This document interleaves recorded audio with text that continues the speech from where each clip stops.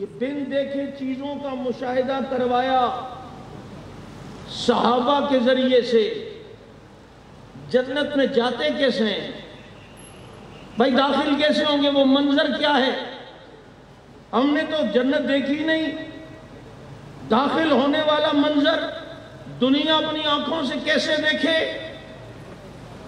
کہا جس نے جنت میں جانے کا منظر دیکھنا ہو 12 ربیع الاول کو نبی کو دیکھ لو، 22 جمادی الثانی کو صدیق کو دیکھ لو، 1 محرم کو عمر کو دیکھ لو۔ دیکھو نا یہ ان کے دنیا سے جانے کے ایام ہیں، اور یہ گئے ہیں تو کہاں گئے ہیں؟ ماں بین بیتی و منبری روضۃ من ریاض الجنہ، وہ گئے تو جنت میں ہیں۔ جس نے دنیا ہی میں جنت میں جانے کا منظر دیکھنا ہو، نبی اور نبی کے 2 یاروں کو دیکھ لو۔ بن دیکھے چیزوں کو دکھانے کا ذریعہ بننے والے کون؟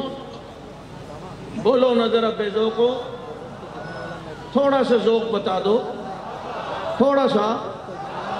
بات سمجھ آ رہی ہے یا نہیں آ رہی؟ ہاں ہاں، آج عدالت لگا کے بیٹھتے ہیں بعض صحابہ کے بارے میں،